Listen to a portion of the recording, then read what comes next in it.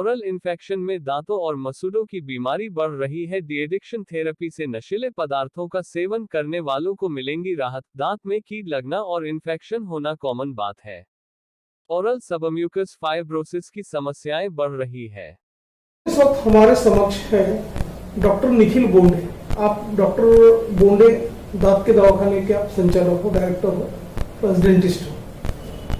Bonde sir, हम आपसे ये जानना चाहेंगे कि जो ओरल कैविटी जो बोलते हैं, ओरल हेल्थ जो बोलते हैं, माउथ से जो रिलेटेड है, इसकी डिजीज काफी बढ़ रहा है, लोगों में अवेयरनेस नहीं है। तो आप ये बताइए कि किस तरह के पेशेंट अपने क्लिनिक में विजिट कर रहे हैं। ओरल कैविटी में तो आपको बीमारियां बहुत तरह की मिलेगी और बीमारियां हर तरह की मिलेगी। बहुत सारी चीज़ें ऐसी, सबसे कॉमन चीज़ है दांत में कीड़ा लगना। ये छोटे बच्चे से लेके बुजुर्ग तक के सब में है, ये सबसे कॉमन चीज़ है। उसके बाद में फिर आपको मिलेगी पायरिया के पेशेंट मिलेंगे, फिर आपको बाकी फिर आड़े तिरछे दांत है उनके पेशेंट मिलेंगे, दांत को कीड़ा लगा है उसके पेशेंट मिलेंगे। बच्चों में कीड़ा अभी बहुत जल्दी लगता है, बहुत कम एज में लग जाता है। उसके बाद में फिर ऐसे पेशेंट में ओरल सबम्यूकस फाइब्रोसिस मतलब OSFM के पेशेंट मिलेंगे। तंबाकू, खैनी, गुटखा, सुपारी खाने वाले पेशेंट भी बहुत मिलेंगे आपको। तो उन सबको, उन पेशेंट्स को ऐसा है कि अभी हमको एक समय आ जाता है आदमी को कि जब लगता है कि नहीं, हमें ये आदत छोड़ देनी चाहिए, या उनको बहुत घर से प्रेशर रहता है, या उनकी किसी फ्रेंड सर्कल में, फैमिली में किसी को कैंसर डेवलप हो जाता है, उसके बाद उनके मन में डर बैठ जाता है, उसके बाद भी लोग खाना छोड़ने की इच्छा, वो छोड़ नहीं पाते हैं। उसकी भी इलाज करते हैं, हम उनको छोड़ने में मदद करते हैं, सब चीज़ें छोड़ने में मदद करते हैं। ये सब चीज़ें होती हैं।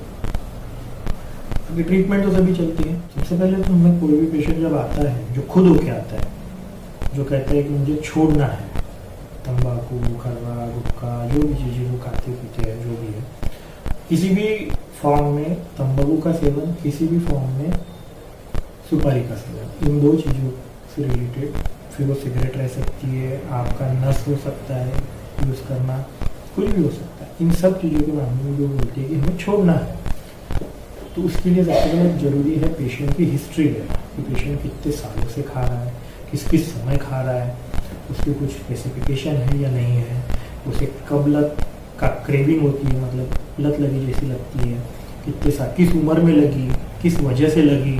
इन सब चीज़ों की सबसे पहले तो हिस्ट्री लेना जरूरी है, डिटेल्ड हिस्ट्री लेना जरूरी है। डिटेल्ड हिस्ट्री लेने में कम से कम आधा से पौन मिनट तक जाता ही जाता है। फिर पेशेंट का क्यों लगा, कोई स्ट्रेस था, नहीं था, ये है, अभी भी स्ट्रेस है, नहीं है, तनाव में, मानसिक तनाव में लोगों ने शुरू किया। कई बार अभी तो ऐसे है कि 10-12 साल के बच्चे भी खाना शुरू कर देते हैं।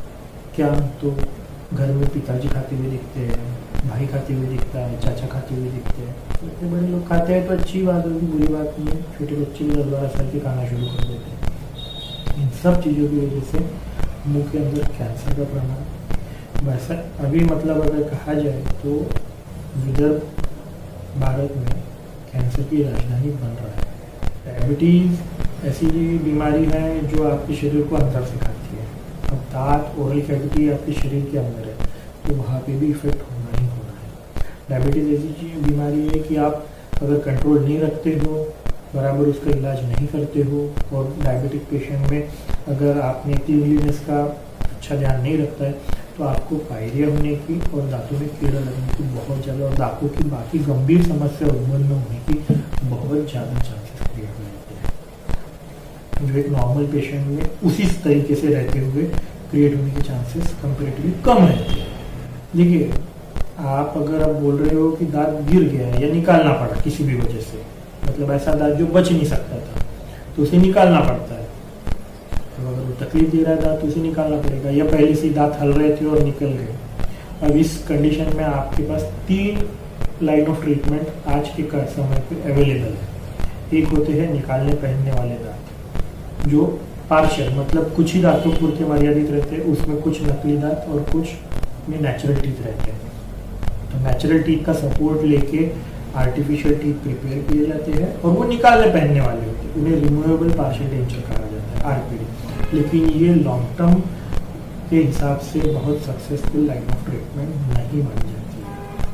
फिर रहा आपका फिक्स पार्शियल डेंचर, मतलब FPD, मतलब जिसे हम कहते हैं फिक्स दांत, ब्रिज, क्राउन, ब्रिज, ये सब फिक्स दांतों के इसमें आता है, FPD में आता है। इनमें ये काफ़ी समय से चलती है, अभी भी ट्रीटमेंट है, अभी भी चल रही है और आगे भी चलती ही रहेगी, क्योंकि ये ट्रीटमेंट कंपेरेटिवली बहुत इकोनॉमिकल गिरती है पेशेंट को। खाने पीने के मामलों में पेशेंट का सुविधाजनक हो जाता है। अब तीसरी ट्रीटमेंट बचती है इम्प्लांट। इम्प्लांट आज के समय काफ़ी महंगी ट्रीटमेंट है। ऐसा है कि मतलब एक सामान्य व्यक्ति को अगर एक सिंगल दांत को अगर रिप्लेस करने के लिए जाना है तो उसे शायद से अगर एक 25-30 हज़ार महीना कोई कमाने वाला पर्सन है तो उसके लिए शायद से वो आउट ऑफ बजट चीज़ हो जाती है इम्प्लांट करना। हाँ, जबकि ब्रिज करना, ब्रिज में भी अलग अलग टाइप के मटेरियल है। अभी तो बहुत सारे मटेरियल आ गए एडवांसमेंट्स की वजह से। पहले तो 2 ही आते थे, एक सादा मेटल और दूसरा पोर्सिलिन फ्यूज सिरेमिक PFM आता था, तो 2 ही मटेरियल। अभी तो जिरकोनिया आता है, ब्रोक्सिल आता है, काफ़ी मटेरियल्स आ गए हैं। इसकी वजह से तो अभी आपका FPD का भी काफ़ी अच्छा स्ट्रेंथफुल ब्रिजेस बनते हैं जी। सबसे पहले तो देखिए कि ये जो आदत है 2 बार ब्रश करना, कुछ भी खाने के बाद अच्छी से गुल्ली करना, गार्गल करना, ये ऐसा है कि आपको आपके बच्चों में बाल्यावस्था में ही शुरुआत करवानी पड़ेगी। अगर उस समय लग गई आदत तो वो जिंदगी भर रहने वाली और काफ़ी अच्छी आदत है। अगर उस समय लग जाती है तो बहुत अच्छी बात है। फिर बड़े हो जाने के बाद अगर आप में कोई प्रॉब्लम आता है, उसके बाद अगर आप वो आदत शुरू कर रहे हो, रोज़ 2 टाइम ब्रश करना है, मतलब रात को सोने के पहले। बहुत लोगों को इस चीज़ का ये है कि 2 टाइम ब्रश करना है मतलब शाम को ब्रश कर लिया मतलब हो गया, नहीं, उस ब्रश को कोई मतलब नहीं है। आपका रात का पूरा डिनर, मतलब रात का खाना हो जाने के बाद में आप अभी सोने जा रहे हो, अब उसके बाद ब्रश करने के बाद आप कुछ भी नहीं खाने वाले हो, सिर्फ पानी पीने वाले हो, उस समय ही ब्रश करना उचित है। और सुबह उठने के बाद तो ब्रश करते ही है। बहुत एडवांसमेंट आए हुए हैं। अभी तो ऐसा है कि अभी रिसेंट सिनेरियो ये है कि आपको जो पुरानी ये थे जिसे माप लेते थे मुंह में वीनियर्स के समय, वीनियर्स में थोड़ा जो पहले ज़्यादा कटिंग करते थे, अभी तो इतने कम थिकनेस पे भी अच्छी स्ट्रेंथ वाले वीनियर्स आ रहे हैं कि बहुत दांतों का कम पोर्शन आपको घिसना पड़ता है। फिर आड़े तिरछे दांत करते समय सीधे करने के लिए, और उसके बाद में ऐसा होता है कि आपको अभी बहुत अच्छे लेबोरेटरीज नागपुर में ऑलरेडी आ चुके हैं, तो उसकी वजह से बैक एंड सपोर्ट जो होता है वो भी बहुत अच्छा मिलता है अभी।